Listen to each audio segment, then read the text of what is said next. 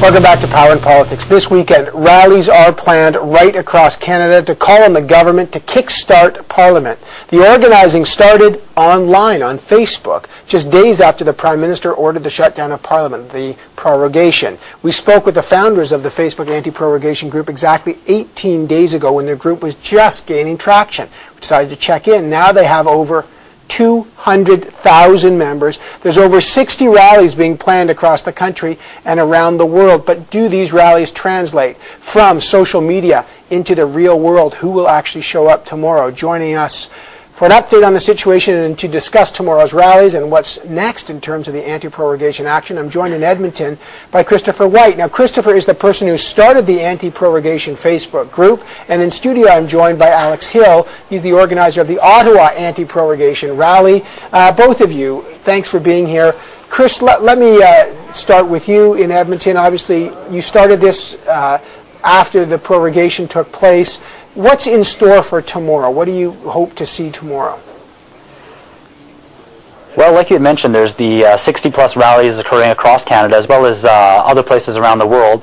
I think what this is it's going to be a lot of people looking at this as the litmus test as to the validity of the movement. But I think we have to look about what has happened in the last 25 days here. I mean, certainly this is an issue that hasn't gone away, as many people think Stephen Harper was hoping for. So just the fact that we've been able to create this online presence and have it go out into the real world, people writing letters to the editors, contacting their MPs and showing up at town halls, I think that is a testament to the success we've had. Now, one last thing, and I want to turn over to Alex, but first, Chris, opposition leaders have said they'll be attending. Tell me who's attending, and if this, by virtue of their attendance, fundamentally makes this a partisan rally. See, that's something I've been grappling with myself. I can't speak for the other rallies, but I can say here in Edmonton, we had actually sent out an invite to all Edmonton and area MPs to attend. Unfortunately, the only one that responded was Linda Duncan, who is the NDP MP. I think it's important that, the whole goal of this was to get our MPs engaging with us. So the fact that we actually do have some of the leaders being involved as well, I think that's good. However, we do have to make sure that, this is not an issue about Canada versus the Conservative Party or Liberals versus Conservative Party or anything like that. If the worst thing that could possibly happen would be if we do, in the near future, elect another government and they continue to behave much in the way that Stephen Harper has. All right, Alex, what about you? What do you expect to see on Parliament Hill? Obviously, this one will be closely watched. Do you expect MPs and members and maybe some leaders to show up? All right. Well, so far we have a range of speakers that we have confirmed. We've been speaking to Michael Ignatieff's office, and he is scheduled to speak at the rally tomorrow, in addition to Elizabeth May and tentatively Jack Layton. We sent out invites to every single major political party federally, and they were the ones who chose who they wanted to represent at the Hill. So I was asking Chris this. Is this therefore a partisan rally? The opposition obviously wanting to make a lot of hay over the prorogation. Are you aligned with a political party?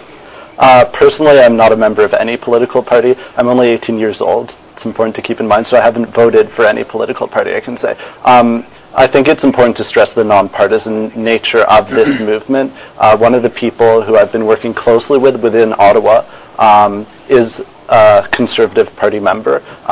Somebody else I know voted Conservative in the last election. So this is really a broad coalition of people, and I think that's going to be reflected in the speakers we hear from tomorrow. Now, just one, you're 18. Have you always been a political activist, or has this prorogation issue sort of lit a fuse for you? I think it's lit a fuse for a lot of Canadians.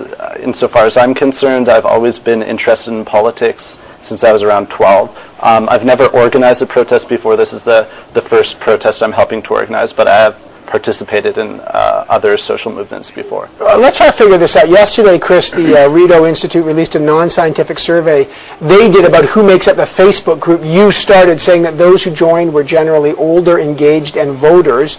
But here, in studio, that doesn't fit the profile. What do you make of that survey, and who's part of this process? Well, I do think it is important to remember that we have 210,000 members, and the survey was done with, I think, around 350 participants. So again, it's not scientifically accurate, but I do think, in the people that I've been talking to and that have been emailing me and I've been engaged with, I think it is representative of our members. We do have a lot of, I think originally they tried to dismiss us saying that it was a bunch of teenagers that couldn't vote or anything like that, which in itself I don't think is fair. If you can't vote, you can still take an interest in politics. But I do think it does show how wide the spectrum is of this, and that it isn't just like Alex had just said there, it isn't just one particular group. We have a wide spectrum of Canadians, conservative voters, liberal voters, people who aren't involved. So I really do think that it is representative of the country. Yeah, and are you getting the same thing, Alex? I mean, is there a sense that on the Facebook and the people who are telling you that they're going to show up, and I assume they must be telling you, that it's a wide range of people? I think it's going to be a really wide range of people. We have different NGOs and political parties represented, but we also have ordinary Canadians. Looking on our Facebook page, there's a lot of people who say, I'm disabled, or I'm a senior citizen, I'm somebody who's never been to a protest before, but I think this is important, that's why I'm coming out. I got an email today from the head of Free Dominion, which is a conservative political forum, and she says, I'm going to be there tomorrow with my husband. We're the founders of this forum. We're going to have a banner. We think this is something that all Canadians can unite behind. I think that's really telling. Well, we'll find out if these people, it's easy to go on Facebook. It's another thing to go on.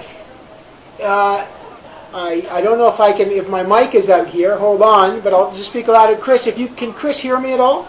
We've just got a little bit of... Yeah, I can still hear you. Oh, Chris, if you can hear me, I just want to make sure. It looks like I got a little audio trouble, but I'll try to get this. Chris, if you can hear me now, I hear there's another anti-prorogation rally that's being planned around the Olympics. Obviously, a huge event. Are you actually going to protest the torch relay, or will there be protests around the Olympics?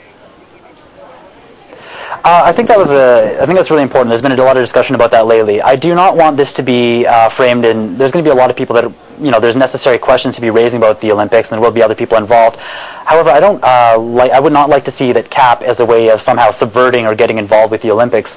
Rather, instead, what one of our members had suggested would be sort of a cross-Canada democracy torch relay, and I think that's a fantastic idea. It's a very simple concept. It would be starting in Vancouver and St. John's on the 13th of February, and then moving in towards Ottawa for March 3rd. And it would just be communities getting together, much like we have with the rallies, creating a torch and doing a run like that to really, use the torch and sort of the spirit of the Olympics and nationalism to keep this issue alive in the hearts and minds of Canadians. All right. And how many people overall do you think will come out tomorrow? What's your guesstimate, Chris? And then I'll get Alex. Chris. Oh, I don't know. It's going to depend on the location. I know we're probably expecting over 1,000 in Toronto. Here in Edmonton, hopefully a couple hundred. So it'll be really interesting to see.